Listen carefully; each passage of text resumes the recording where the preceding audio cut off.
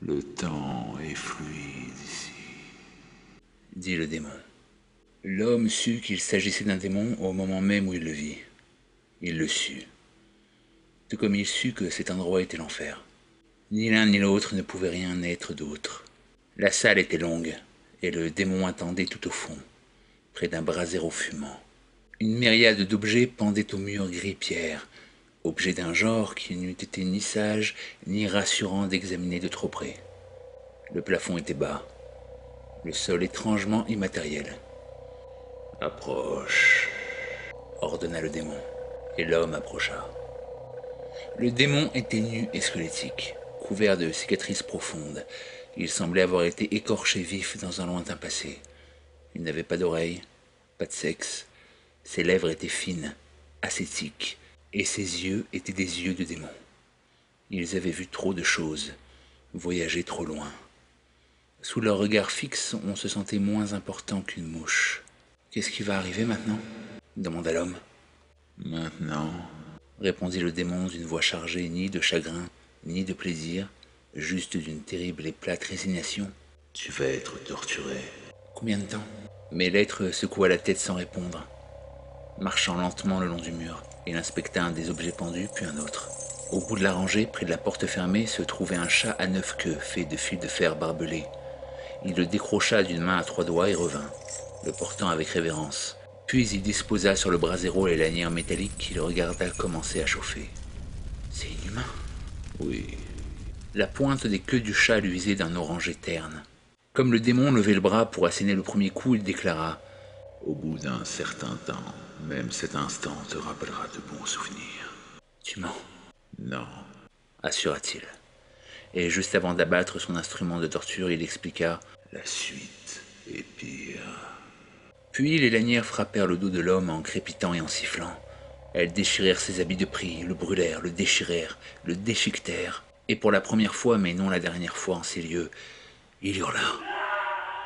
211 accessoires décoraient les murs de la salle, et il devait au fil du temps les expérimenter tous. Quand la fille du Lazaréen, qui en était arrivée à connaître intimement, fut enfin nettoyée et reposée sur la paroi à la 211e position, il lança dans un soupir, à travers ses lèvres déchiquetées, « Et maintenant ?» Maintenant, répondit le démon. La véritable douleur commence. Tout ce qu'il avait jamais fait et qu'il eût été préférable de ne pas faire, tous les mensonges qu'il avait proférés, à lui-même ou à d'autres, la moindre petite douleur et toutes les grandes, tout cela lui fut soutiré détail par détail, lambeau par lambeau. Le démon arracha la couverture de l'oubli, arracha encore et encore jusqu'à dénuder la vérité, et ce fut plus douloureux que tout le reste. « Dis-moi ce que tu as pensé quand elle a franchi la porte, » ordonna-t-il. J'ai pensé que mon cœur était brisé. Non, dit-il sans haine.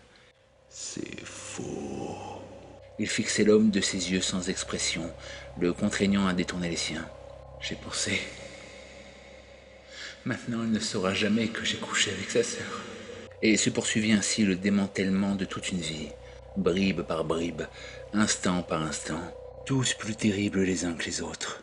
Cela dura peut-être 100 ans, peut-être 1000. On disposait de tout le temps du monde dans cette grande salle grise, et vers la fin, l'homme comprit que le démon avait dit vrai. La torture physique était plus miséricordieuse. Enfin, cela s'acheva. Et quand cela fut achevé, cela recommença, avec une conscience de soi qu'il n'avait pas possédée la première fois et qui, d'une certaine manière, rendait tout plus insupportable. À présent, tandis qu'il parlait, il se haïssait. Il n'y avait plus de mensonges, plus d'échappatoire, plus de place pour rien sinon pour la douleur et la colère. Il parlait. Il ne pleurait plus. Et lorsqu'il en eut fini, 1000 ans plus tard, il pria que son tortionnaire s'approchât du mur pour en décrocher le couteau à écorcher, la poire d'angoisse sous les brodequins. « Encore, » dit le démon. L'homme se mit à hurler. Il hurla longtemps. « Encore, » répéta le démon quand il cessa, comme si rien n'avait été dit. C'était comme peler un oignon. Tandis qu'il passait en revue les étapes de sa vie, cette fois-là, il s'avisa des conséquences. Il apprit les résultats de ses actes, des choses auxquelles il avait été aveugle sur le moment, toutes les manières dont il avait blessé le monde, tout le mal fait à des gens qu'il n'avait jamais connus ni même rencontrés. Et ce fut là la leçon la plus pénible depuis le début. encore. dit le démon, 1000 ans plus tard. Accroupi près du brasero, oscillant doucement, les yeux clos, l'homme conta encore l'histoire de sa vie. Et tandis qu'il la contait, il en refit l'expérience, de la naissance à la mort, sans rien changer, sans rien omettre. Affrontant tout de front, il ouvrit son cœur. Lorsqu'il eut terminé, il demeura immobile, les yeux fermés, attendant que la voix répétât encore, mais il n'entendit rien du tout. Il souleva les paupières. Lentement, il se leva. Il était seul. Tout au fond de la salle, il y avait une porte. Comme il la fixait, elle s'ouvrit. Un homme la franchit, les traits marqués d'une expression de terreur, d'arrogance et d'orgueil, vêtu d'habits de prix. Il avança de quelques pas, hésitant, puis s'arrêta. En le voyant, celui qui venait de souffrir comprit tout. Le temps est fluide ici, Dit-il au nouveau venu.